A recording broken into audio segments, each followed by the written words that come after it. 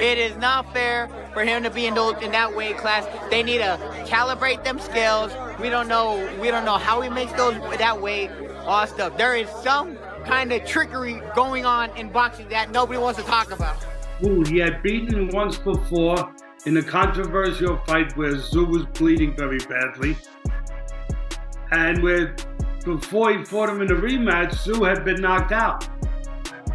So he beats Tszyu, and then he beats, Thurman, who's been very inactive, moved up in weight, and was a huge underdog for those reasons. Do you want to be undisputed, or what's your ultimate goal in the ring? There was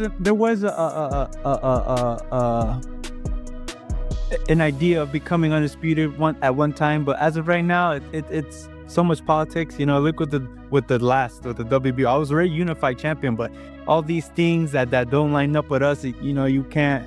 It's a business as well. So if you're not going to work with me, I can't really work with you either. So Boxing insiders accuse Sebastian Fundora of unfair tactics in his bout with Keith Thurman. Rolly Romero insists Fundora doesn't belong in that weight class, claiming hidden trickery in boxing that few dare to acknowledge, sparking heated debate across the sport. Think about the sustained beatings that he passes out. When he fights, it's the way he gets on top of people and just destroys them. Man, he over there trying to chop every head off.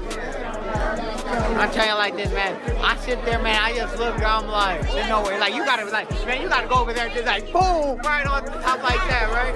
Hope for the best, A fan voiced strong criticism on X, stating Fundora is an unfair cheat code. If everyone from 154 ducked him, I wouldn't blame them. He shouldn't be allowed to fight at this weight with that height, sparking a heated boxing debate. Keith Thurman's face was brutally injured, raising suspicions that normal gloves and fighter power couldn't cause such damage. Some suspect Fundora's gloves were tampered with. Despite injuries, Thurman disliked the referee's decision to stop the fight. Has that conditioning, he's a volume puncher, and I think it's just that little bit of a press that he was putting on that, let that referee feel, the way that he felt to jump in, but he was pressing, he was opening up, he was starting to throw wide, and that's where the veteran has an opportunity to shine. I'm telling you, man, the fans were loving it, the action was getting real, there was no need to just stop it right then and right there, but once again, I'm not that beat up, I can fight more, and we'll see what happens, man. But it was a good fight. I wanted a great fight, and I think if it went just a few more minutes, something great would happen. Or maybe I would have got dropped, and then, at the end of the day, I can accept. Fender reportedly avoids pursuing undisputed status, believing other sanctioning bodies won't protect him as the WBC does. That's why he remains committed to the WBC, prioritizing its backing over broader championship ambitions. But I'm comfy with the WBC. I still think I'm recognized as the best. I think I'm the best.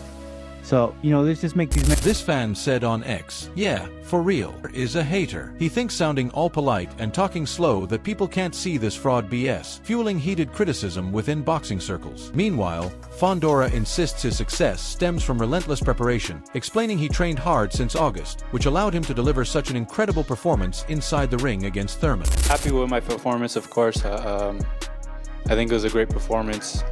Just a lot of training in this camp. But we've been training for him since August of last year. So, it was unfortunate that we couldn't fight in October. But we stay training. We stay getting ready for this former Hall of Famer and show tonight. I take my hat off to Keith. Of course, he's a great former champion. Like I said, a future Hall of Famer for sure. But no, we trained very hard for this fight, and we made sure that we crossed our T's and dotted our I's, so that performance from him wouldn't be nothing crazy for us to handle. I'm very comfortable with the WBC. I've been saying this over and over again. I'll fight these guys, I'll unify with these guys, but I'll probably drop the belt right after. Bernie the boxer criticized Fundora's choice, saying he should have fought someone else. With many options available, Bernie believes Fundora picked Keith Thurman, knowing the mismatch favored him, making the difference far too overwhelming. Keith Thurman, Yes. bludgeoned, battered, bruised, didn't knock him down, but did everything else. Man. Talk to us about the matchup. Keith Thurman had a hill to climb. You know what I'm saying? That's the thing with Fundora. And man, that layoff didn't help him. Man, like I was just telling my boy Ramon, I was thinking he should have fought first. Should have fought Charlo first. I would like to see that first. Maybe scrap the whole thing. You know, they tried to make this thing twice and it didn't go. So I think Fundora shouldn't have been held up. He should have been put with somebody else. Even though I think he hurt himself the second time. So the first time Keith Thurman hurt himself, then the second time, boom, and then boy hurt himself. But it was a good fight, man. Keith Thurman, he showed his heart, he showed his guts. You know what I'm saying? He landed some shots in between, and you know, but they didn't face Fundora. The Fundora versus Keith Thurman cheating claims aren't new. Teddy Atlas reminded fans of Fundora's fight with Tim Tszyu, where Tszyu suffered a severe head wound and impaired vision. Many suspected Fundora's gloves or tactics then, too. Fundora. But before we go too crazy, remember the guys that he's beaten recently. He beat Costas, he beat, what's his name, Tszyu. He beat Tszyu, who he had beaten once before in a controversial fight where Tszyu was bleeding very badly. And before he fought him in a rematch, Tszyu had been knocked out. So he beats Tszyu, and then he beats, you know, Thurman, who's been very inactive, moved up in weight, and was a huge underdog for those reasons. So let him beat somebody, maybe a little bit of a higher level of thought before you go too. Jose Benavidez Sr. sounded off on Fundora's TKO win over Thurman, stressing Fundora's youth and towering height advantage. He argued that Thurman's inactivity and current form made this matchup poor, highlighting the imbalance between the fighters. To be honest, I already kind of knew that, you know, Fundora super young right now, super tall, and Keith Thurman, you know, at the end of the day, you know, he was a great fighter, he was a good fighter, but he had a lot of tough fights, but you know, I thought Keith was going to give him a little bit of trouble, you know, and take him to deep waters and test him a little bit. But, you know, when Fundora threw the right hand the first time, he kind of got him. And, you know, that's when like, oh, man, you know, Fundora, I think it's too much from Fundora. Looked really good. He used his distance and body shots and straight punches and everything. I think, in my opinion, he looked really good. And Keith Thurman, you know, he tried. And it was a great stoppage, in my opinion. You know, it's good, you know, when they stopped the fight and I saw his face, I was like, damn, you know, it was a good stop. A boxing fan posted on X, Ruthless Fura, mismatched before and proved to be even worse during the fight. A sharp critique that echoes growing frustration over the bout's perceived imbalance. Chris Algieri broke down Sebastian Fundora's TKO win over Keith Thurman with sharp analysis. He emphasized Fundora's unique ability to land short uppercuts from long range, describing him as a wildly dangerous puzzle that Thurman simply couldn't solve. Algieri noted Thurman's decline, pointing out his inactivity, slower legs, and inability to handle Fundora's 80 inches reach.